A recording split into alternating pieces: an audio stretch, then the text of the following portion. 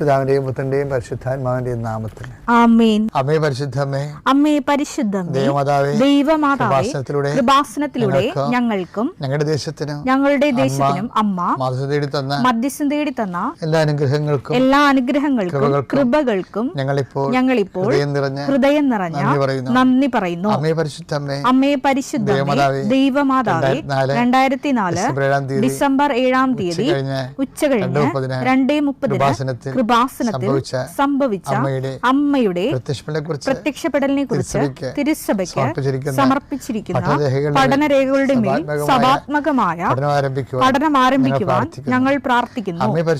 അമ്മേ പരിശുദ്ധമേ, ഭൂസ്വർലോകങ്ങളുടെ രാജ്ഞിയായ അങ്ങയ്ക്ക് ഭൗമ സംരക്ഷണത്തിനായി പ്രപഞ്ചപ്രകൃതിയെ തന്നെ തിരുസഭ പ്രതിഷ്ഠിക്കുവാൻ ഈ പ്രത്യക്ഷീകരണ വഴി ഇടയാക്കണമേ. പരിശുദ്ധമ്മേ, ജപമാല മാതാവേ, സകല കൃപാസനം പ്രാർത്ഥനകളോടും ചേർത്ത് ഞങ്ങളിപ്പോൾ പ്രാർത്ഥിക്കുന്ന ഈ കുടുംബത്തിന്റെ പ്രത്യേക നിയോഗം.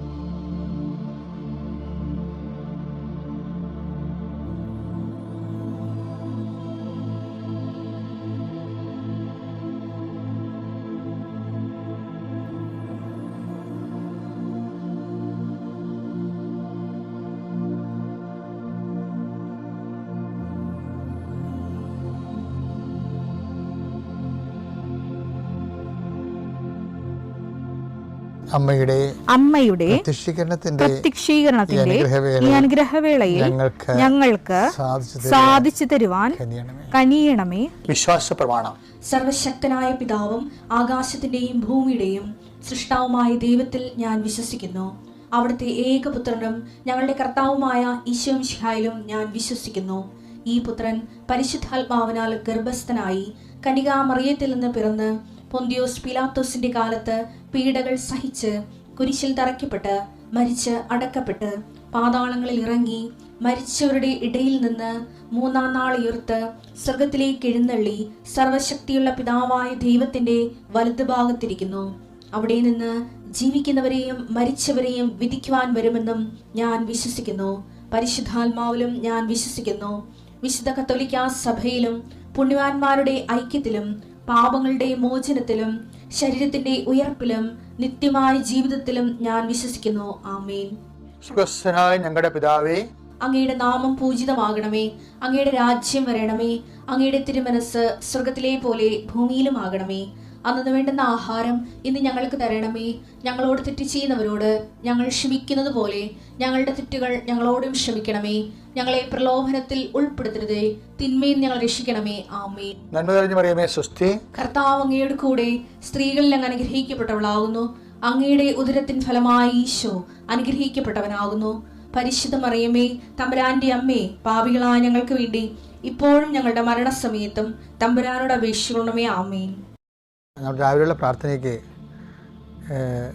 നമ്മൾ ഓരോ ദിവസത്തും വേണ്ട ഡെയിലി ബ്രെഡാണല്ല ഇത്. അപ്പം നിങ്ങൾ ഇപ്പോൾ ഓരോരോ സ്ഥലങ്ങളിലേക്ക് പോകത്തില്ലേ, അപ്പോൾ ഓരോരോ വിഷയങ്ങളിൽ ഏർപ്പെട്ടില്ലേ. ഇപ്പോൾ ഉദാഹരണത്തിന് ഭവന നിർമ്മാണ തടസ്സമാണ്. അപ്പം നിങ്ങൾ അതിൻ്റെ സ്കെച്ച് പ്ലാനും രാവിലെ പ്രാർത്ഥനയ്ക്ക് കൊണ്ടുവരണം. അച്ഛൻ കുറിച്ചെടുക്കുമ്പോൾ തന്നെ ആദ്യം ഡോക്യുമെൻ്റ് പ്രാർത്ഥനയാണ്ട സമയമായിരിക്കും. നിങ്ങളുടെ സ്കെച്ച് പ്ലാനുകളും നിങ്ങളുടെ എല്ലാ രേഖകളും കർത്താവിൻ്റെ ദിവസം സമർപ്പിക്കുന്നു എന്ന് പറയും. അതുപോലെ നിങ്ങളുടെ വിദേശ യാത്രയ്ക്കൊക്കെ പോകണവരില്ലേ, അവിടെ ടിക്കറ്റുകൾ എടുക്കണം. ടിക്കറ്റുകൾ, പാസ്പോർട്ട്, രാവിലെയുള്ള ഡെയിലി ബ്രെഡ് പ്രാർത്ഥനയുടെ സമയത്ത്. അപ്പോൾ തന്നെ പരീക്ഷയ്ക്ക് പോകുന്നവർ അതിൻ്റെ ഹോൾ ടിക്കറ്റ് എടുക്കണം.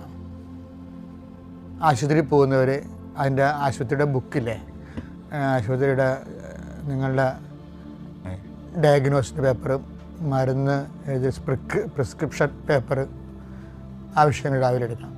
ആ മേഖലകളിലെല്ലാം കർത്താവിനത് പരിശുദ്ധമ്മയുടെ മാധ്യസ്ഥത്തിൽ ഇത് ഉടമ്പടി പ്രാർത്ഥന തന്നെ മറ്റൊരു അതിൻ്റെ ഭാഗമായിട്ട് വരുന്നതാണ്. അവർക്ക് വീഞ്ഞില്ല എന്ന് അമ്മ പറയുന്നിടത്ത് വെച്ച് മനുഷ്യൻ്റെ ഭൗതിക ആവശ്യങ്ങളുടെ മേൽ ദൈവത്തിൻ്റെ ശ്രദ്ധ ക്ഷണിച്ചുകൊണ്ട് കർത്താവിൻ്റെ അതിൻ്റെ അകത്ത് ഉൾപ്പെടുത്തി ആ വിഷയം നമ്മളെപ്പോലെ ദൈവത്തിൻ്റെ ആക്കിയെടുക്കുന്ന ഒരു സമർപ്പണ പ്രാർത്ഥനയാണ് രാവിലെ ഈ രേഖാപ്രാർത്ഥനയൊക്കെ ഉള്ളത്, ആ വിഷയം. പിന്നെ അതുപോലെ തന്നെ അച്ഛൻ പറഞ്ഞായിരുന്നു, നിങ്ങൾ ഇപ്പോൾ ഒരു പശുത്തൊഴുത്ത് കെട്ടാൻ പോയണം വിചാരിച്ചു. അപ്പോൾ ആ പ്രാർത്ഥന നിങ്ങൾ കൂരേണ്ടത് ആ സ്ഥാനത്ത് പോയി നിന്നാണ് കൂരേണ്ടത്. അടുക്കള കെട്ടുന്നവരും എസ്റ്റേഷ് എടുക്കുന്നവരും കാർ ഷെഡ് ചെയ്യുന്നവരും ഒക്കെ ഈ പ്രാർത്ഥന അവരുടെ ആ ഉദ്യമമായിട്ട് ഇപ്പോൾ ഈ നിലവിലിരിക്കുന്ന ഉദ്യമം എന്താണ്? ചിലപ്പോൾ ഒരു ചെറിയ ഷോപ്പ് ചെയ്യുന്നവരായിരിക്കും, അപ്പം അങ്ങനെയുള്ളവർ ചില പലചരക്കട ചെയ്യുന്നവരായിരിക്കും, ചിലപ്പോൾ അതിന് കച്ചവടം ഇല്ലാതിരിക്കുന്ന അവസ്ഥയായിരിക്കും. അപ്പോൾ നിങ്ങൾ ആ പ്രാർത്ഥന കച്ചവട സ്ഥലം അടുത്താണെങ്കിൽ, കച്ചവട പീടിയൊക്കെ അടുത്താണെങ്കിൽ ആ ഷോപ്പിൽ പോയി നിന്ന് ആണ് ഈ പ്രാർത്ഥന കൂടേണ്ടത്. അപ്പോൾ എന്താണ് നിങ്ങൾ അനുഭവിക്കുന്ന പ്രയാസം, അത് ആ വിഷയവുമായി ബന്ധപ്പെടുത്തി വേണം ഈ പ്രാർത്ഥന. അങ്ങനെ ഗുരുതരമായ വിഷയങ്ങളിരിക്കുന്നവർ, ഇപ്പോൾ കോടതിയിലെ കേസ് നടക്കണില്ലേ, അപ്പോൾ കേസ് നടക്കുന്നുണ്ടെങ്കിൽ കേസിൻ്റെ സമൻസ് ഉണ്ടെങ്കിൽ അത്, അതുപോലെ തന്നെ വക്കീലിന് കൊടുത്തിരിക്കുന്ന വക്കാലത്ത് ആ കേസിൻ്റെ അതിൻ്റെ കോപ്പി, എന്താണ് കോടതിയുടെ കോപ്പി കയ്യിലുള്ളത് അത് കയ്യിലുണ്ടാകണം. സ്ഥലം അളക്കുക, സ്ഥലം കൊടുക്കുക എന്നുള്ളത് ഒന്നെങ്കിലും പ്രമാണം ഉണ്ടായാൽ മതി കയ്യിൽ. അതിൻ്റെ എഗ്രിമെൻറ്റ് പേപ്പർ, പിന്നെ ഇൻ്റർവ്യൂവിനൊക്കെ പോവുകയാണെങ്കിൽ സർട്ടിഫിക്കറ്റ്, അതിൻ്റെ സർട്ടിഫിക്കറ്റ് കയ്യിലുണ്ടാകണം, ഫയലുണ്ടാകണം. അപ്പം ഇങ്ങനെ എല്ലാ ദിവസവും ഈ പ്രാർത്ഥന ഇതിൻ്റെ കൂടെ വരും. ഈ നമ്മുടെ രാവിലെയുള്ള ഡെയിലി ബ്രെഡ് പ്രാർത്ഥനയുടെ കൂടെ ഈ വിഷയങ്ങൾ രേഖകൾ സമർപ്പിക്കുന്ന സമർപ്പണ പ്രാർത്ഥന ഉണ്ടാകും. അത് നിങ്ങൾക്ക് മുട്ടനിക്കാൻ പറ്റുന്നൊരു മുട്ടയെന്ന് തന്നെ അത് പ്രാർത്ഥിക്കണം. ആദ്യത്തെ ഭാഗം അച്ഛൻ കുരിശെടുക്കുമ്പോൾ തന്നെ ഉള്ളത് ആദ്യമേ തുടങ്ങുന്നത് ഇതുപോലെയുള്ള രേഖകളെ സമർപ്പിക്കുന്ന പ്രാർത്ഥനയാണ്. അതിനുശേഷമാണ് പിന്നീട് രോഗികളെയൊക്കെ സംബന്ധിച്ച് ജീവിത വിഷയങ്ങളെ സംബന്ധിച്ച് പോകുന്നത്. ഒന്ന് ശ്രദ്ധിച്ചാൽ മതി, അതിൽ അപ്ഡേഷൻസാണ് വന്നിരിക്കുന്നതാണ്. നമുക്ക് പ്രാർത്ഥിക്കാം. രേഖകളുള്ളവരൊക്കെ രേഖകൾ കയ്യിലെടുക്കുക. കർത്താവിൻ്റെ ഉന്നതമായ നാമത്തിന് സ്തോത്രം ചെയ്യുന്നു. കർത്താവിൻ്റെ വിശുദ്ധ പൗരോഹിത്യത്തെ മഹത്വപ്പെടുത്തണമേ. കർത്താവ് സഭയിലുള്ള സാന്നിധ്യം പ്രകടമാക്കണം. 39 വർഷം ഞാൻ അർപ്പിച്ച കൃപാന്റെ യോഗ്യതയാണ്. കൃപാസ്ഥാനത്താലെ ജീവനോടെ പ്രത്യക്ഷപ്പെട്ട പരിശുദ്ധമ്മയുടെ മാധ്യസ്ഥതയിലെ ഇന്നത്തെ യാത്രകളെ ആശീർവദിക്കുന്നു. കർത്താവ് രോഗികളെ ആശീർവദിക്കുന്നു. ഉച്ച മുതൽ ഉള്ളംകാല് വരെ ഓരോ രോഗങ്ങളെ പീഡ അനുഭവിക്കുന്നവരും ഉറക്കമില്ലാത്തവരെയും കർത്താവ് ഇന്നലെ ഉറങ്ങിയിട്ടില്ലാത്ത മക്കളെ ആശീർവദിക്കുന്ന കർത്താവേ, കുടലിലെ കുരുക്കൾ, അൾസർ രോഗങ്ങൾ കർത്താവിൻ്റെ വിശുദ്ധമായ രക്തത്തിൽ കഴുകപ്പെടുന്ന പ്രാർത്ഥിക്കുന്നു. ഹൃദയത്തിൻ്റെ ബ്ലോക്കുകൾ ഓപ്പറേഷൻ നിശ്ചയിച്ചിരിക്കുന്നവരെ സ്കാനിങ് റിപ്പോർട്ടിന് വേണ്ടി സ്കാൻ ചെയ്യാൻ പറഞ്ഞിരിക്കുന്നവരെ, എക്സ്റേ എടുക്കാൻ പറഞ്ഞിരിക്കുന്നവരെ, അവരെല്ലാം സങ്കടപ്പെടുന്നവരെല്ലാ മക്കളെയും അങ്ങേക്ക് ഞാൻ ഏൽപ്പിച്ച് പ്രാർത്ഥിക്കുന്ന കർത്താവേ. വിവാഹം ഒത്തുവരാത്തവർ കർത്താവെ, ഇതുവരെക്കും അഡ്മിഷൻ കിട്ടാത്തവരെ, ഇതുവരെക്കും അഡ്മിഷന് ആവശ്യമായ പണം കിട്ടാത്തവരെ, ഓരോരോ വിഷയങ്ങളിൽ വല്ലാത്ത വേദന അനുഭവിക്കുന്നവരെ കർത്താവിൻ്റെ തിരുസന്നിധിയെ സംബന്ധിച്ച് പ്രാർത്ഥിക്കുന്നു. കൂടെ ആ അപേക്ഷ സംഭവിക്കുകയും വർഷങ്ങളായിട്ട് മക്കളില്ലാതിരിക്കുകയും ചെയ്യുന്നവരെ, ഞങ്ങൾക്ക് ഈ ജന്മത്തിൽ മക്കളുണ്ടാകുമോ ഇല്ലയോ എന്ന് ഓർത്തിട്ട് വേദനപ്പെടുകയും ഇനി എന്തിനാണ് ജീവിച്ചിട്ടെന്ന് വിചാരിച്ചത്, ഈ മക്കളില്ല എന്നുള്ള വിചാരത്തിൽ ജീവിതം മൊത്തം പോയെന്ന് പറഞ്ഞാൽ മൗഢ്യമായിരിക്കുന്ന വിഡ്ഢികര സഹോദരിയിരിക്കുന്നവരെ കർത്താവെ, അവരെ ഞങ്ങൾ സ്പർശിക്കുന്നു പ്രാർത്ഥിക്കുന്നു. അവർക്ക് കർത്താവെ, അവർക്ക് നിലനിൽപ്പിന് വരം നൽകണമെന്ന് പ്രാർത്ഥിക്കുന്നു. അവരുടെ ജീവിതത്തിൽ അങ്ങ് സ്പർശിക്കുന്നവരെ, അടയാളങ്ങൾ അവരെ കാണുന്നവരെ കർത്താവിൻ്റെ കരുണ നിങ്ങൾ ആവശ്യപ്പെട്ട് പ്രാർത്ഥിക്കുന്നു. ജീവിത വൃത്തിക്ക് വേണ്ടി വരെ വിഷമിക്കുന്നവരെ കർത്താവെ, അവരുടെ സാമ്പത്തിക കടങ്ങൾ പരിഹരിക്കുന്നതിന് വേണ്ടി കണ്ണീരോടെ അലയുന്നവരെ, ഓരോരോ വാതിലും മുട്ടുന്നവരെ, എന്നിട്ടും തുറക്കാതെ അവന് കണ്ണീരോടെ പിന്തിരിയുന്നവരുടെ മേൽ കർത്താവിൻ്റെ കാരുണ്യം ചൊരിയട്ടെ. പരിശുദ്ധ അവിടെ കരഗ്രഹിക്കട്ടെ. അവിടെ നീ നടക്കേണ്ട വഴി നിൻ്റെ മുഖത്ത് നോക്കിയാൽ ഉപദേശിക്കുന്ന ദൈവത്തിൻ്റെ കരുണ നിന്നെ ആവശ്യിക്കുകയും നീ എന്തിനു വേണ്ടിയാണോ, ആരെക്കുറിച്ചാണോ, എന്തിനെക്കുറിച്ചാണോ നീ ആകുലപ്പെടുന്നത് ആ വിഷയം, അത് കേസായാലും മക്കളായാലും പരീക്ഷയായാലും പ്രാർത്ഥനയായാലും വിവാഹമായാലും ഭവനമായാലും ഭവനമില്ലാത്ത അവസ്ഥയായാലും എന്തെല്ലാം കാര്യങ്ങളെക്കുറിച്ചുകൊണ്ട് നീ വേദനിക്കുന്നുവോ ആ മേഖലകളിലെല്ലാം ഈ ദിവസം ദൈവത്തിൻ്റെ കരുണ ചൊരിയട്ടെ. എൻ്റെ കൃപ ഞാൻ അർപ്പിക്കുന്ന കൃപാന്റെ ശക്തിയാൽ നീ ഈശോയുടെ സാന്ത്വനം അനുഭവിക്കട്ടെ. നിത്യം പിതാവും പുത്രനും പരിശുദ്ധാത്മാവുമായ സർവ്വേശ്വരനെ നയിക്കുവാമേ.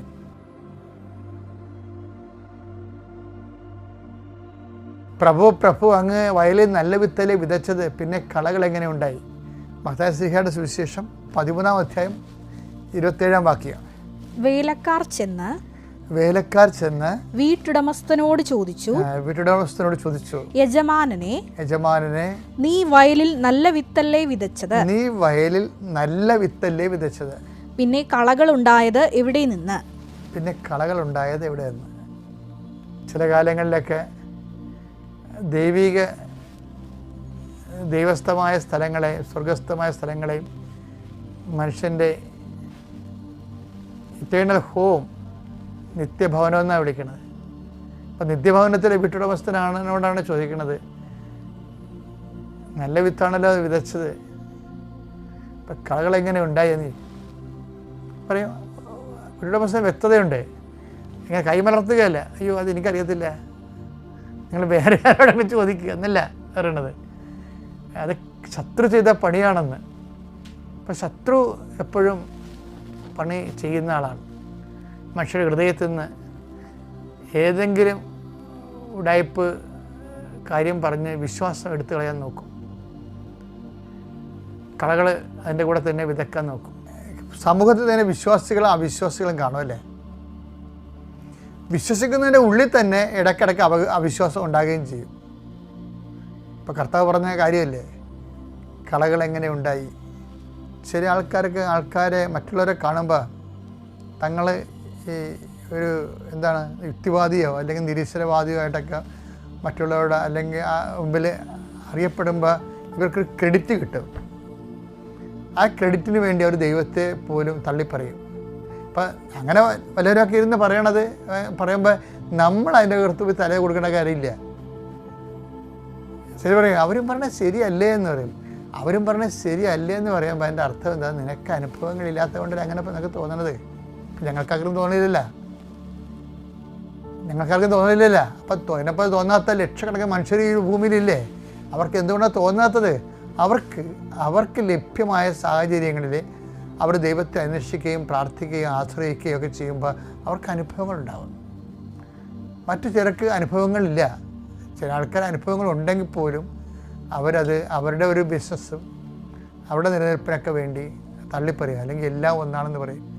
ഇപ്പോൾ ഇതെന്താ പറയണമെന്ന് വെച്ചാൽ ഇതിനൊക്കെ ഒരു മറുപടി പറയുന്ന സംഭവം അത് ശത്രു ചെയ്ത പണിയാണെന്ന് പറഞ്ഞിട്ട് അതവിടെ ക്ലോസ് ചെയ്യുന്നുണ്ടെങ്കിലും ബൈബിള് തുന്നിക്കെട്ടുന്ന സമയത്ത് ബൈബിൾ ക്ലോസ് ചെയ്യുന്ന സമയത്ത് ഇതിനൊക്കെ എല്ലാം ഈ അക്കൗണ്ട് എല്ലാം അഡ്രസ്സ് ചെയ്യാതെ ബൈബിൾ ക്ലോസ് ചെയ്യത്തില്ല. അതാണ് എൻ്റെ രസം. ബൈബിൾ ക്ലോസ് ചെയ്യണത് എവിടെയാണ്? വെളിപാട് ക്ലോസ് ചെയ്യണത്. ഔദ്യോഗികമായിട്ട് വെളിപാട് ഷട്ട് ഡൗൺ ആകേണ്ടത് വെളിപാടിൻ്റെ പുസ്തകത്തിൽ തന്നെയാണ്. അവിടെ ഇതിനൊക്കെ മറുപടി പ്രഭു അങ്ങ് നല്ല വിത്തലെ വിതച്ചത്, പിന്നെ കളകൾ എങ്ങനെ ഉണ്ടായി എന്ന് ചോദിക്കുമ്പോൾ അത് ശത്രു ചെയ്ത പണിയാണെന്ന് പറഞ്ഞവിടെ നിർത്തുകയാണ്. പക്ഷേ വെളിപാട് വരുമ്പോൾ അത് ബൈബിൾ കൺക്ലൂഷൻ എഴുതുമ്പോൾ ആദ്യം നടന്ന പണ്ടെടുത്ത കേസുകൾ എടുക്കും. നമ്മളവർക്ക് ആ കേസ് തള്ളിക്കളഞ്ഞെന്ന്, ശത്രുവിൻ്റെ പേരിൽ അതങ്ങ് എഴുതി തള്ളിയെന്ന് പറയും. അങ്ങനെ എഴുതി തള്ളത്തില്ല. മത്തായിയുടെ സുവിശേഷത്തിൽ 33:27 ആ ശത്രു ചെയ്ത പണിയാണെന്ന് പറഞ്ഞ് തള്ളിക്കളഞ്ഞ സാധനം അതിന് ആ കേസ് തള്ളിക്കളയാതെ തന്നെ ആ കേസ് മാറ്റിവെക്കണേ ചെയ്തത്. മാറ്റി വെച്ചിട്ട് എന്താ ചെയ്യണത്? വെളിപാടിൻ്റെ പുസ്തകത്തിൽ വരുമ്പോൾ ആ കേസ് വീണ്ടും എടുക്കും. കാര്യം ഇനി ബൈബിളിലെ ലാസ്റ്റ് വെളിപാടല്ലേ, വെളിപാട് 3:8 നിന്റെ പ്രവൃത്തികൾ ഞാൻ അറിയുന്നു. നിന്റെ പ്രവൃത്തികൾ ഞാൻ അറിയുന്നു. ഇതാ നിന്റെ മുൻപിൽ ആർക്കും പൂട്ടാൻ കഴിയാത്ത വിധം, എല്ലാവരും പൂട്ടാൻ വേണ്ടി അടയ്ക്കണല്ല, ആർക്കും പൂട്ടാൻ കഴിയാത്ത വിധം തുറന്നു കിടക്കുന്ന ഒരു വാതിൽ ഞാൻ സ്ഥാപിച്ചിരിക്കുന്നു. വിശ്വാസത്തിന്റെ വാതില്, സ്വർഗത്തിലേക്കുള്ള വാതില് ദൈവം തുറന്നിട്ടിരിക്കുക, നിത്യതയുടെ വാതിൽ തുറന്നിട്ടിരിക്കുക. നിന്റെ ശക്തി പരിമിതമാണ്. ഈ സ്വർഗത്തിലേക്ക് വാതിലേക്ക് നീ പ്രവേശിക്കുന്ന നിന്റെ ശക്തി പരിമിതമാണ്, എങ്കിലും നീ എൻ്റെ വചനം കാത്തു. അതാണ് സംഭവം. ഇങ്ങനെ ഈ കളകളെ പെറുക്കി കളയണ വെച്ചാൽ അന്ന് പറയുന്നുണ്ട്, യജമാനൻ പറയുന്നുണ്ട്, കളകള് കൊയ്ത്തുകാലം വരെ ഇവിടെ നിൽക്കട്ടെന്ന് പറയുന്നുണ്ട്, നിത്യത വരെ നിൽക്കട്ടെന്ന്. കാരണം നീ പെറുക്കിയാൽ തീരത്തില്ല. അത് മനസ്സിലായില്ലേ? ഇപ്പോൾ ഓരോ അണ്ണന്മാർ നിരീശ്വരവാദം ഓരോരോ രീതിയിലല്ലേ, ഓരോരോ വിഷയം. ചിലപ്പോൾ അഗ്നോട്ടിസ്റ്റ് ആര് പറയും, എനിക്ക് അറിയത്തില്ലെന്ന് പറയും. ചില ആൾക്കാർ ദൈവം ഇല്ലെന്ന് പറയും. അത് യുക്തിരഹിതമാണ്. കാണാത്ത ഒരു വിഷയത്തെ ഇല്ലെന്ന് പറയാൻ പറ്റത്തില്ല. അതിനകത്ത് യുക്തിരഹിതയില്ലേ? അവർ കാണുന്നില്ല എന്ന് വേണേൽ പറയാം. അതെ, ഇല്ലെന്ന് പറയുകയാണെങ്കിൽ എങ്ങനെയാണ്? അത് തമ്മിൽ വെക്കണില്ലല്ലോ. അപ്പോൾ ഇങ്ങനെയുള്ള സിറ്റുവേഷൻസ് വരുമ്പോൾ നിൻ്റെ ശക്തി പരിമിതമാണ്. ഈ കളകളെ എല്ലാം പ്രഭോ അങ്ങ് നല്ല വിത്തല്ലേ വിതച്ചത്, പിന്നെ കളകൾ എങ്ങനെ ഉണ്ടായെന്ന് പറയുമ്പോൾ കളകൾ ഞങ്ങൾ എടുത്ത് കളയട്ടെ എന്ന് പറയുമ്പോൾ ദൈവത്തിന് അറിയാം കളകൾ അവിടെ നിൽക്കട്ടെ എന്ന് പറയാം. എന്താ കാര്യം? എടുത്ത് കളയാനുള്ള ശക്തി നിനക്കില്ല, മാനുഷികമായിട്ടില്ല. കൊയ്ത്ത് കാലമാകുമ്പോൾ ഞാൻ എടുത്ത് കളഞ്ഞോളാം, അയ്യോ ഞാൻ എടുത്ത് കളഞ്ഞോളാം എന്ന് പറയും. എടുത്ത് കളയാൻ ശക്തി നിനക്കില്ല. എങ്കിൽ എന്ത് ചെയ്യും? നിനക്ക് കളകളെ പറിച്ച് കളയാൻ ആഗ്രഹമുണ്ട്, പക്ഷെ കളയാനുള്ള ശക്തി നിനക്കില്ല. നിരീശ്വരവാദത്തെ തുടച്ചു നീക്കാൻ നിനക്ക് പറ്റണില്ല. പുതിയ പുതിയ കുപ്പിയിൽ പുതിയ പുതിയ ഉരുപ്പടിയായിട്ട് അതിങ്ങനെ ഇറങ്ങിക്കൊണ്ടേയിരിക്കും. ഇപ്പം സയൻറ്റിസം എന്നും പറഞ്ഞ ഒരാൾ, ഫെയ്ത്തിസം എന്നും പറഞ്ഞ സംഭവം, ഇങ്ങനെ ഓരോ കാലഘട്ടങ്ങളിൽ ഓരോരോ സംഭവങ്ങൾ ഇറങ്ങിക്കൊണ്ടിരിക്കും. കാലത്തെ അവസാനം വരെ മനുഷ്യൻ ബുദ്ധിയോടത്തോളം കാലം അങ്ങനെ വന്നുകൊണ്ടിരിക്കും. ദൈവത്തെ അംഗീകരിക്കേണ്ടതെല്ലാം പോരായ്മയായിട്ട് കരുതും. അത് കുറച്ച് കഴിവ് ദൈവം കൊടുത്തിട്ട് ഇത്തിരി കൂടുതൽ കഴിവ് കൊടുത്തവരാണ് ദൈവത്തെ പലപ്പോഴും നിഷേധിക്കുന്നത് നമ്മൾ കാണുന്നത്. അപ്പം അതുകൊണ്ട് അതാണ്. എങ്കിലും അവിടെ 3:8 വായിച്ചേ. എങ്കിലും നീ എൻ്റെ വചനം കാത്തു. അതാണ്. എങ്കിലും ഇതാണ് ഇതിൻ്റെ ശക്തി പരിമിതമാണെങ്കിലും നീ എന്ത് ചെയ്ത്? എങ്കിലും നീ എൻ്റെ വചനം കാത്തു. എൻ്റെ നാമം നിഷേധിച്ചതുമില്ല. എൻ്റെ നാമം ആരുടെ മേലും നീ അത് അവിടെ കൂടെ നീ പോയില്ല, നീ ചേർത്ത് നിന്നു. അതാണ് വിഷയം. നിഷേധിച്ചതുമില്ല. പിന്നെന്താണ്? 3:10 വായിച്ചേ. സകല ഭൂവാസികളെയും പരിശോധിക്കാനായി. സകല ഭൂവാസികളെയും പരിശോധിക്കാനായി ലോകത്തിൽ ഉണ്ടാകാനിരിക്കുന്ന. അതാകണ്ട, അത് കളകൾ പറിക്കാൻ പോകണ്ടല്ലേ, കളകൾ പറിക്കണുണ്ടല്ലേ. കൊയ്ത്തുകാലം വരെ നിൽക്കട്ടെ എന്ന് പറഞ്ഞില്ലേ. സകല ഭൂവാസികളെയും പരിശോധിക്കാനായി ലോകത്തിൽ ഉണ്ടാകാനിരിക്കുന്ന പരീക്ഷണങ്ങളുടെ സമയത്ത് ഞാൻ നിന്നെ സംരക്ഷിക്കുകയും ചെയ്യും. എന്തെന്നാൽ അപ്പൊ നല്ല വിത്തിനെ ദൈവം സംരക്ഷിക്കുന്നുണ്ട്. കളകളെയാണ് ഇനി മാറ്റുന്നത്. എന്തെന്നാൽ പരീക്ഷകളിൽ ഉറച്ചു നിൽക്കണമെന്നുള്ള എന്റെ വചനം നീ കാത്തു. ഇനി കിരീടത്തെക്കുറിച്ച് പറയുന്നുണ്ട്. ആ വചനത്തിന്റെ കിരീടമില്ലേ? 3:11. ഞാൻ വേഗം വരുന്നു. നിന്റെ കിരീടം ആരും കവർന്നെടുക്കാതിരിക്കാൻ നിനക്കുള്ളത് കാത്തു സൂക്ഷിക്കുക. വിശ്വാസം കാത്തു സൂക്ഷിക്കുക. വിശ്വാസത്തിന്റെ പ്രവൃത്തികളെ കാത്തു സൂക്ഷിക്കുക. ലോകത്തിൽ അങ്ങനെ നിരീശ്വരവാദികളും സഭയ്ക്കെതിരെ സംസാരിക്കുന്നവരും സഭാ സംവിധാനത്തിനെ വിമർശിക്കുന്നവരും കാലത്തിൻ്റെ അവസാനം വരെ ഉണ്ടാകും. എൻ്റെ പേര് ജിനു, പുനലൂരിൽ നിന്ന് വരുന്നു. ആദ്യമായി അമ്മ മാതാവിനും തിരുക്കുമാരനും കൂടി നന്ദി പറയുന്നു. ഞാൻ പലതവണ DH എക്സാം എഴുതിയെങ്കിലും എനിക്കതിൻ്റെ റിസൾട്ട് ഫെയിലായിരുന്നു. അങ്ങനെ ഞാൻ പിന്നെ അബുദാബിക്ക് പോയി അവിടെ 7 മാസം ജോലി ചെയ്ത് ഞാനും എൻ്റെ കുഞ്ഞുമായിട്ടായിരുന്നു പോയത്. അങ്ങനെ ഞങ്ങൾ തിരിച്ച് നാട്ടിൽ വന്ന് 7 മാസത്തിന് ശേഷം ഞങ്ങൾ നാട്ടിൽ വന്ന് ഒരു ക്രാഷ് കോഴ്സ് അറ്റൻഡ് ചെയ്യാനായിട്ട് ഞാൻ ഡേറ്റ് എടുത്ത് ആദ്യമായിട്ട് ഉടമ്പടി എടുക്കുന്നത് നവംബർ 15, 2022 നവംബർ 15-ാം തീയതി ആയിരുന്നു. അങ്ങനെ ഡേറ്റ് എടുത്തതിന് ശേഷം ഡിസംബർ 2-ാം തീയതി വന്ന് അച്ഛനെ കാണാനുള്ള അനുഗ്രഹം ലഭിച്ചു. അച്ഛൻ വെഞ്ചരിച്ച കാശുരൂപം തന്നുവിട്ടു. അതിനുശേഷം ഞാൻ ക്ലാസ് അറ്റൻഡ് ചെയ്തു. 8 ബണ്ടിൽ ക്വസ്റ്റ്യൻസ് ആയിരുന്നു. അതിനകത്ത് 4000 ക്വസ്റ്റ്യൻസോളം ഉണ്ടായിരുന്നു. അത് ഞാനിങ്ങനെ പ്രാർത്ഥിച്ചു, എൻ്റെ അമ്മ മാതാവേ, എനിക്ക് ഈ 4000 ക്വസ്റ്റ്യൻസ് എങ്ങനെ ഞാൻ പഠിക്കുമെന്ന് എനിക്കറിയത്തില്ല, അമ്മയുടെ കൃപ ഉണ്ടെങ്കിൽ മാത്രമേ എനിക്കത് സാധിച്ചു കിട്ടത്തുള്ളൂ എന്ന് ഞാൻ പ്രാർത്ഥിച്ചു. ഡെയിലി ഞാൻ ആ കാശുരൂപം കൊണ്ടുപോയി ആ ബണ്ടിലിൻ്റെ അടിയിൽ വെച്ചിട്ട് ഞാൻ ക്ലാസ് അറ്റൻഡ് ചെയ്തു. അങ്ങനെ ഡിസംബർ 14-ാം തീയതി ആയിരുന്നു എൻ്റെ എക്സാം. ചെന്നൈയിൽ വെച്ചിട്ടായിരുന്നു. അങ്ങനെ ഞാൻ ചെന്നൈയിൽ എക്സാം എഴുതി ഞാൻ പ്രാർത്ഥിച്ചു. എക്സാം കഴിഞ്ഞതിന് ശേഷം ഞാൻ പ്രാർത്ഥിച്ചു. ഡിസംബർ 15 ഞാൻ ഉടമ്പടി എടുത്തിട്ട് 1 മാസം തികയും. ഞാൻ ഇവിടുന്ന് തിരിച്ചു പോകുന്നതിന് മുമ്പായിട്ട് അമ്മ മാതാവ് എനിക്ക് നല്ലൊരു റിസൾട്ട് തരണമെന്ന് തന്നെ ഞാൻ പ്രാർത്ഥിച്ചു. അതിൻ്റെ ഫലമായിട്ട് ഞാൻ അവിടുന്ന് തിരിച്ച് ട്രെയിൻ കയറുന്നതിന് മുമ്പായിട്ട് തന്നെ എൻ്റെ റിസൾട്ട് വന്നു. റിസൾട്ട് പാസ്സായെന്ന റിസൾട്ടായിരുന്നു. അതുപോലെ ഞാൻ ആ ക്ലാസ്സിന് ആദ്യമായിട്ടാണ് ഞാൻ എൻ്റെ കുഞ്ഞിനെ പിരിഞ്ഞ് നിൽക്കുന്നത്. അതിൻ്റെ ഒത്തിരി വിഷമങ്ങൾ എനിക്കുണ്ടായിരുന്നു. അപ്പോഴും ഞാൻ പ്രാർത്ഥിച്ചു, എൻ്റെ അമ്മ മാതാവ് എനിക്ക് അതിനുള്ള അനുഗ്രഹം തരണമെന്ന് മാത്രമേ ഞാൻ പ്രാർത്ഥിച്ചുള്ളൂ. എൻ്റെ കുഞ്ഞിനെ പിരിഞ്ഞ് നിൽക്കുന്ന വിഷമം അവൾക്കും വിഷമം ഉണ്ടാവരുതെന്ന് പ്രാർത്ഥിച്ചുള്ളൂ. ആ അനുഗ്രഹം അമ്മ മാതാവ് തന്ന് എന്നെ അനുഗ്രഹിച്ചു. അതുപോലെ തന്നെ ഞാൻ എക്സാമിന് പോയപ്പോൾ സെൻറ്ററിൽ എൻ്റെ കയ്യിൽ വെഞ്ചരിച്ച ഉപ്പും തൈലം ഉണ്ടായിരുന്നു. ആരും ചവിട്ടാത്ത സ്ഥലത്ത് നോക്കി അവിടെ ക്യാമറയും സെക്യൂരിറ്റിയൊക്കെ ഉള്ളതുകൊണ്ട് എനിക്ക് വേറെ സ്ഥലത്ത് ഇടാൻ പറ്റില്ല. ഞങ്ങൾക്കൊരു ലോക്കർ തരുമായിരുന്നു. ഞാൻ അതിനകത്ത് ലോക്കറിനകത്ത് ഉപ്പ് കൊണ്ടിട്ടു. അതിനുശേഷം കയ്യിൽ കുറച്ച് തൈലം എടുത്തിട്ടാണ് ഞാൻ പോയത്. ചെന്ന് എക്സാമിന് കയറ്റി പാസ്പോർട്ട് മാത്രമേ അകത്ത് പ്രവേശിപ്പിക്കുകയുള്ളൂ. കാശുരൂപം എൻ്റെ കഴുത്തിലിട്ടിട്ടുണ്ടായിരുന്നു.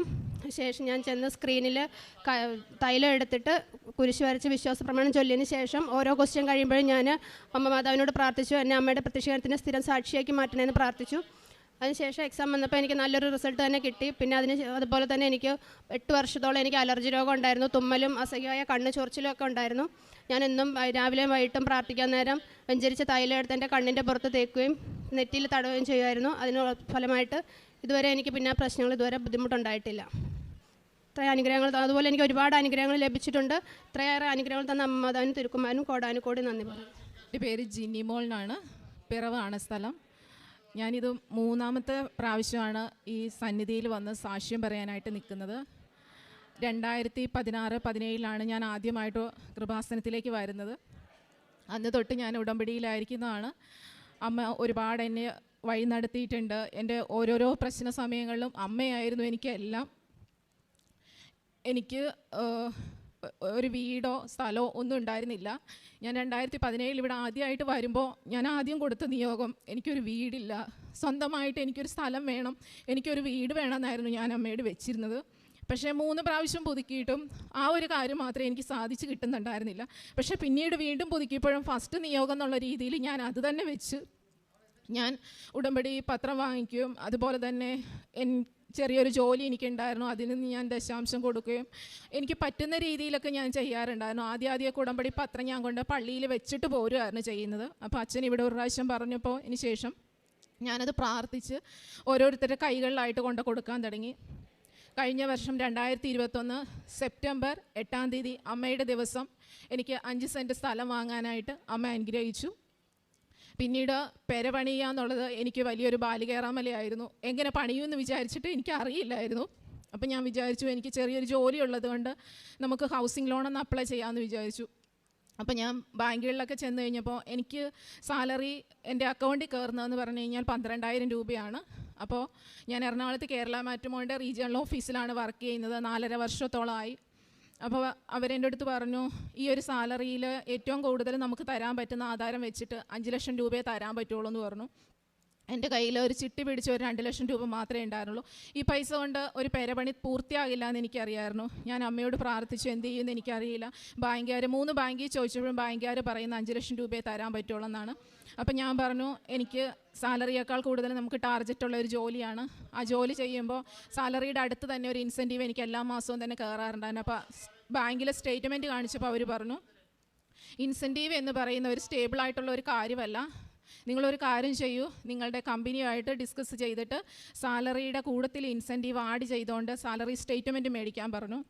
അപ്പം ഞാൻ പറഞ്ഞു, സാർ എനിക്ക് വേണ്ടിയിട്ട് അവരങ്ങനെയൊന്നും ചെയ്തു തരത്തില്ല.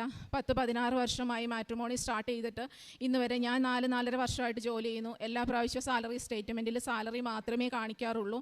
10 വർഷവും 12 വർഷവുമായിട്ട് ജോലി ചെയ്യുന്ന അവർക്കൊന്നും ഇതുവരെ അങ്ങനെ ഒരു കാര്യം ചെയ്തു കൊടുത്തിട്ടില്ല, എനിക്ക് മാത്രമായിട്ട് ചെയ്തു തരില്ലല്ലോ എന്ന് പറഞ്ഞു. അപ്പോൾ അവർ പറഞ്ഞു, അങ്ങനെ ചെയ്തു തരുവാണെങ്കിൽ നിങ്ങൾക്ക് 10 ലക്ഷം രൂപ, ഞാൻ ബാങ്കിൽ ചോദിച്ചത് 10 ലക്ഷം രൂപയാണ്, 10 ലക്ഷം രൂപ ചെയ്തു തരാമെന്ന് പറഞ്ഞു. അപ്പോൾ എനിക്ക് ആകെ വിഷമമായി. ഞാനിപ്പോൾ SBIയിൽ ചെന്ന് ചോദിച്ചു കഴിഞ്ഞപ്പോൾ ഇവരിങ്ങനെ പറഞ്ഞിട്ട് അവർ പറഞ്ഞു, കുറേ പേപ്പേഴ്സ് ഉണ്ട്, നിങ്ങൾ ആദ്യം പേപ്പർ റെഡിയാക്കി കൊണ്ട് വരാൻ പറഞ്ഞു. ഞാൻ പേപ്പറുകളെല്ലാം റെഡിയാക്കാനായിട്ടും വില്ലേജിലും മുനിസിപ്പാലിറ്റിയിലും ഒക്കെ കൊടുത്തു. അത് കഴിഞ്ഞ് വെച്ച് ഞാൻ അമ്മയോട് പറഞ്ഞു, അമ്മ എന്ത് ചെയ്യുമെന്ന് എനിക്കറിയില്ല, എൻ്റെ അക്കൗണ്ടിൽ എല്ലാ മാസവും ഏകദേശം ഇത്ര രൂപ 20,000 രൂപ അടുത്ത് കയറുന്നുണ്ട്, പക്ഷേ ഇത് പോരാ, അവർക്ക് സാലറി സ്റ്റേറ്റ്മെൻറ്റിലാണ് അവർക്ക് കറക്റ്റായിട്ടുള്ള ഒരു ഇത് വേണ്ടത്, അതിന് അമ്മ എന്തെങ്കിലും ചെയ്തു തരണം. വേറെ ഞാൻ ഇപ്പോൾ എംപ്ലോയറുടെ സംസാരിച്ചാലോ ആരോട് സംസാരിച്ചാലും ആരും എനിക്കിത് ചെയ്തു തരില്ല എന്ന് പറഞ്ഞു. ഞാൻ ബാക്കി പേപ്പറുകളെല്ലാം റെഡിയാക്കി. ഞാനിങ്ങനെ മനസ്സിൽ എൻ്റെ അമ്മയോട് പറഞ്ഞുള്ളൂ. ഞാൻ സങ്കടപ്പെട്ട് ഒത്തിരി വിഷമിച്ചു. കാരണം ഇവിടെ മാത്രം എൻ്റെ ലാസ്റ്റ് പ്രതീക്ഷ എന്നോണം ഇത് മാത്രമേ ഉള്ളൂ. ഇത് ചെയ്തു തന്നു കഴിഞ്ഞാൽ എനിക്ക് 10 ലക്ഷം രൂപ ബാങ്കിൽ നിന്ന് ലോൺ തരുമെന്ന് എനിക്ക് ഉറപ്പായിരുന്നു. ബാങ്കുകാരും അത് സമ്മതിച്ചതാണ്. അപ്പോൾ ഞാനിങ്ങനെ പ്രാർത്ഥിച്ചു, അമ്മ തന്നെ ഒരു തീരുമാനം ഉണ്ടാക്കി തരണമെന്ന് പറഞ്ഞു. ആ മാസം എനിക്ക് സാലറി വന്നു. 2-ാം തീയതി 3-ാം തീയതിയോട് നമുക്ക് സാലറി സ്റ്റേറ്റ്മെൻറ്റ് എടുക്കാം. അപ്പോൾ ബാങ്കുകാർ പറഞ്ഞിട്ടുണ്ടായിരുന്നു 6 മാസത്തെ സ്റ്റേറ്റ്മെൻറ്റ് വേണം, അതിൽ 3 മാസത്തെ സ്റ്റേറ്റ്മെൻറ്റ് എങ്കിലും നിങ്ങൾക്ക് ഇത്രയും രൂപ അക്കൗണ്ടിൽ കയറുന്നതായിട്ട് സാലറി സ്റ്റേറ്റ്മെൻറ്റ് വേണമെന്നും പറഞ്ഞിരുന്നു. ഞാനപ്പോൾ പിറ്റേ മാസം എനിക്ക് സാലറി എല്ലാ മാസം 30-ാം തീയതി 31-ാം തീയതി ലാസ്റ്റ് ഡേറ്റിൽ എനിക്ക് കയറും. 1-ാം തീയതി അല്ലെങ്കിൽ 2-ാം തീയതി 3-ാം തീയതിയോട് കൂടി നമുക്ക് സാലറി സ്റ്റേറ്റ്മെൻറ്റ് ഇതിൽ സൈറ്റിൽ കയറി എടുക്കാം. അപ്പോൾ ഞാൻ കയറി സാലറി സ്റ്റേറ്റ്മെൻറ്റ് എടുക്കാനായിട്ട് കയറിയപ്പോൾ എന്നെ പോലും ഞെട്ടിച്ചുകൊണ്ടായിരുന്നു സാലറി സ്റ്റേറ്റ്മെൻറ്റ് വന്നിരിക്കുന്നത്. 10-12 വർഷമായിട്ട് മാട്രിമോണിയുടെ ഹിസ്റ്ററി നടക്കാത്ത ഒരു കാര്യമായിരുന്നു അത്.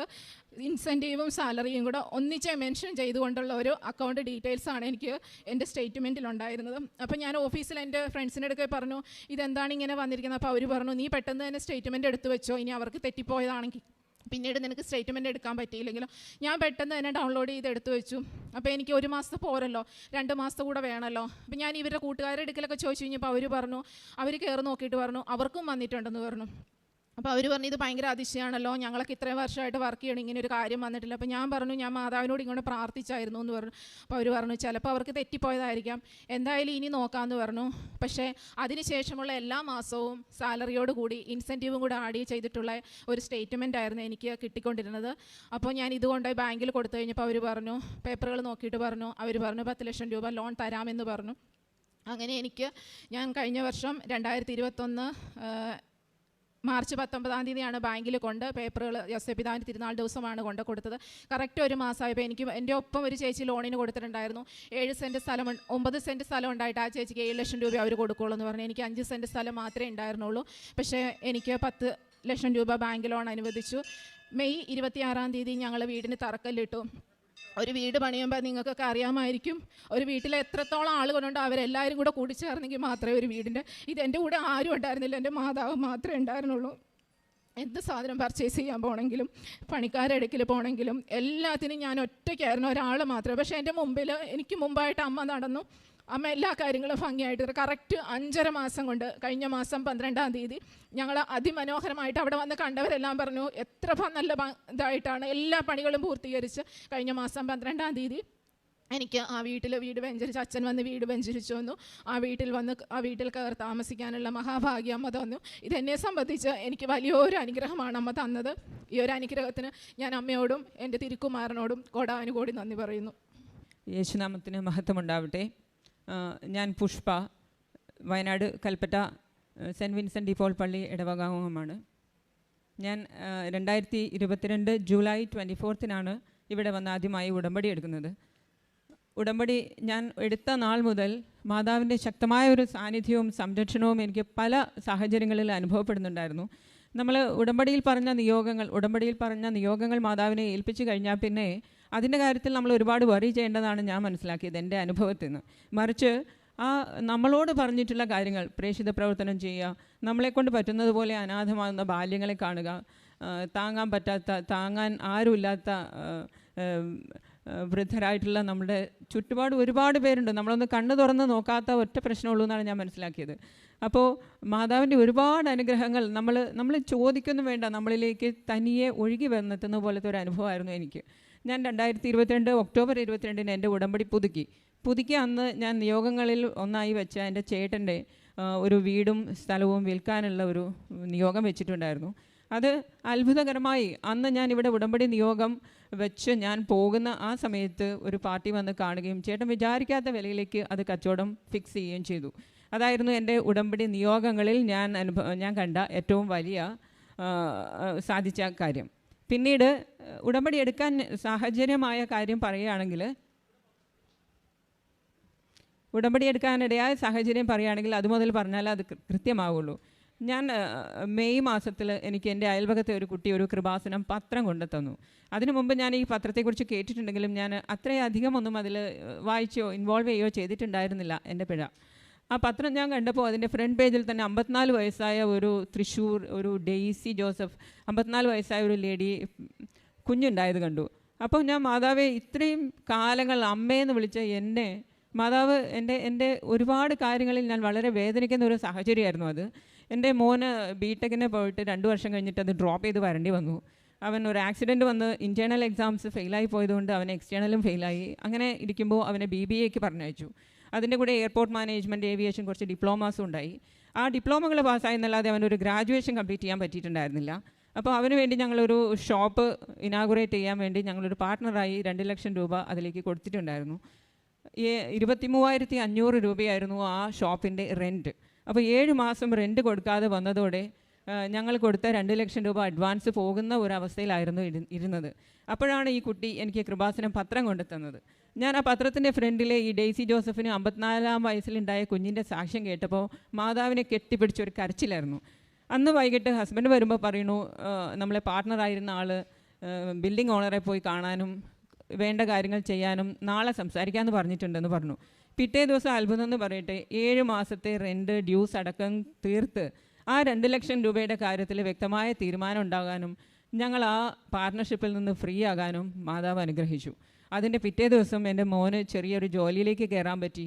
അതിൻ്റെ പിറ്റേ ദിവസം മുതൽ എനിക്ക് പറഞ്ഞറിയിക്കാൻ വയ്യ, അത്രയും അധികം മാതാവ് ഡയറക്റ്റായി കയറി ഇടപെടുന്ന ഒരു ഫീൽ എനിക്കുണ്ടായി. പിന്നെ ഏറ്റവും കൂടുതൽ എൻ്റെ മനസ്സിനെ സ്ട്രൈക്ക് ചെയ്തത്, ഞാനൊരു +2 പഠിപ്പിക്കുന്ന ടീച്ചറാണ്. എൻ്റെ കുട്ടികൾക്ക് കഴിഞ്ഞ വർഷം CBSE ടേം 1 ടേം 2 2 തരത്തിലാണ് എക്സാം നടത്തിയത്. ടേം 1-ന് 35-ൽ 25 മാർക്കായിരുന്നു ഏറ്റവും നന്നായി പഠിക്കുന്ന കുട്ടിക്ക് കിട്ടിയ മാർക്ക്. 35-ൽ 25 എന്ന് പറഞ്ഞാൽ നിങ്ങൾക്കറിയാം, 100ലേക്ക് വരുമ്പോൾ 90 മാർക്കേ കിട്ടുള്ളൂ. 91 മാർക്ക് കിട്ടിയാലാണ് A1 കിട്ടുള്ളൂ. എല്ലാ സബ്ജക്റ്റിനും 100-ൽ 100 വാങ്ങുന്ന മക്കൾക്ക് 90 മാർക്കാവുക എന്ന് പറഞ്ഞാൽ അത് വല്ലാത്തൊരു പരാജയം എൻ്റെ ഭാഗത്തുനിന്നും വന്നതുപോലെയാണ് ട്രീറ്റ് ചെയ്യപ്പെടുക. ഞാൻ എത്രമാത്രം വിഷമിച്ചു, മാതാവിനെ വിളിച്ച് കരഞ്ഞു എന്ന് എനിക്ക് പറഞ്ഞറിയിക്കാൻ വയ്യ. റിസൾട്ട് വന്നപ്പോൾ 94 മാർക്ക് 2 കുട്ടികൾക്ക് കിട്ടിക്കൊണ്ട് വയനാട് ജില്ലയിലെ ഏറ്റവും ഹയസ്റ്റ് മാർക്കായി 2 കുട്ടികൾക്ക് 94, പിന്നെ ഒരു കുട്ടിക്ക് 91, അങ്ങനെ നല്ല റിസൾട്ടിലേക്ക് എൻ്റെ കുട്ടികളുടെ മാർക്ക് എത്തിച്ചു. അപ്പോഴും 94 മാർക്ക് കുറഞ്ഞ മാർക്കാണല്ലോ, 99-ഉം 100-ഒക്കെ മറ്റു സ്കൂളിൽ ഉണ്ടാവുമെന്ന് പേടിച്ചിട്ട് ഞാൻ ആരോടും അന്വേഷിച്ചില്ല. പിറ്റേ ദിവസം എൻ്റെ അടുത്തുള്ള വേറൊരു സ്കൂളിലെ സാർ എന്നെ വിളിച്ചിട്ട് ചോദിച്ചു, സാറിന് 88 മാർക്കേ കിട്ടുള്ളൂ, മാഡത്തിന് എങ്ങനെയാണ് 94 ഒക്കെ കിട്ടി? അപ്പോഴാണ് ഞാൻ മാതാവ് എനിക്ക് തന്ന ഈ അനുഗ്രഹത്തെക്കുറിച്ച് ഞാൻ ഒരു ദിവസം എടുത്തു മനസ്സിലാക്കാൻ. അതിന് മാതാവിനോട് ഞാൻ ക്ഷമ ചോദിക്കുന്നു. ഈ റിസൾട്ടും കൂടെ വന്നതോടെ ഞാൻ മാതാവിൻ്റെ അടുത്ത് വരാനും ഉടമ്പടി എടുക്കാനും തീരുമാനിച്ചു. വന്ന് ഉടമ്പടി എടുക്കുകയാണ് ഉണ്ടായത്. അന്ന് മുതൽ ഇന്ന് വരെ പറഞ്ഞറിയിക്കാൻ കഴിയാത്ത അത്രയും അനുഗ്രഹങ്ങളാണ് മാതാവ് എനിക്ക് ചെയ്തു തന്നുകൊണ്ടിരിക്കുന്നത്. ഇപ്പോൾ തന്നെ ഉടമ്പടി പുതുക്കിയതിൻ്റെ 2 ദിവസം കഴിഞ്ഞപ്പോൾ എൻ്റെ മോൻ പറയുകയാണ്, അവനോട് ഒത്തിരി പറഞ്ഞിരുന്നു, നീ ഈ ഡിഗ്രി ഏതെങ്കിലും കംപ്ലീറ്റ് ചെയ്യാതെ നിനക്കൊരു ജോലിയിലേക്ക് കയറാൻ പറ്റില്ല എന്ന് പറഞ്ഞിട്ട് അവനത് ഉൾക്കൊള്ളുന്നുണ്ടായിരുന്നില്ല. പക്ഷേ അത് കഴിഞ്ഞപ്പോൾ അവൻ എന്നോട് പറയുകയാണ്, എനിക്ക് എൻ്റെ BTech കംപ്ലീറ്റ് ചെയ്യണം, അതിന് 2,10,10,000 രൂപ ഫീസ് ഇമ്മീഡിയറ്റ്ലി കൊടുക്കണം. അപ്പോൾ ഞാൻ പറഞ്ഞു, മാതാവ് എൻ്റെ കയ്യിൽ ഒരു 5 പൈസയില്ല, ഞാൻ എങ്ങനെ കൊടുക്കാനാണ്? അന്ന് 44,000 കൊടുക്കേണ്ട ഡേ ആയിരുന്നു. അപ്പം മാതാവ് അറിഞ്ഞുകൊണ്ടാണെങ്കിൽ എനിക്ക് എവിടുന്നെങ്കിലും ഒരു പൈസ ഇടപാട് ചെയ്ത് കൊണ്ടാ എന്ന് ഞാൻ പറഞ്ഞു. അല്ലാതെ ഞാനൊരു ബാങ്കിലും പോകില്ല, ഒരു മാനേജറുടെ മുന്നിലും ലോണും ചോദിച്ച് പോകില്ല എന്ന് ഞാൻ വ്യക്തമായിട്ട് പറഞ്ഞു. കുറച്ച് കഴിഞ്ഞപ്പോൾ മോൻ തന്നെ ഇങ്ങോട്ട് വിളിച്ചിട്ട് പറഞ്ഞു, ഒരു 75,000 രൂപയുടെ ഒരു ചെറിയ ഷോപ്പിലെ ഒരു ചെറിയ കാര്യത്തിൻ്റെ ഒരു ഫ്രണ്ട് സഹായിക്കാമെന്ന് പറഞ്ഞിട്ടുണ്ട്, നമുക്ക് ഇന്ന് തന്നെ രജിസ്റ്റർ ചെയ്യാം അമ്മ. അപ്പോഴും ഞാൻ പറഞ്ഞു, ബാക്കി പൈസയ്ക്ക് എന്ത് ചെയ്യും? 2 ദിവസം കഴിഞ്ഞപ്പോൾ എനിക്ക് SBIയുടെ ഹൗസിംഗ് ലോണിൻ്റെ ആപ്പ് പാസ്വേഡ് ബ്ലോക്കായി കിടക്കുകയായിരുന്നു. ഞാൻ ബാങ്കിൽ പോയി ആ പാസ്വേഡ് റെഡിയാക്കാൻ പോയപ്പോൾ 96,000 രൂപ വന്നിട്ട് ഒരു ലിങ്ക് കിടക്കുന്നുണ്ടായിരുന്നു. അത് അന്നോ പിറ്റേന്നോ എടുത്തില്ലെങ്കിൽ ആ എമൗണ്ട് ലാപ്സായി പോകുമായിരുന്നു. അങ്ങനെ എനിക്ക് ആ പൈസയും മാതാവ് അറേഞ്ച് ചെയ്ത് തന്നു. ഇനി 70,000 രൂപ വേണം. അപ്പോൾ ഇനി എന്ത് ചെയ്യും മാതാവേ എന്ന് ഞാൻ ചോദിച്ചിരുന്ന സമയത്ത് വേറൊരു ബാങ്കിൻ്റെ ഒരു പേഴ്സണൽ ലോണ് 1 lakh വന്ന് നിൽക്കുന്നതായി കണ്ടു.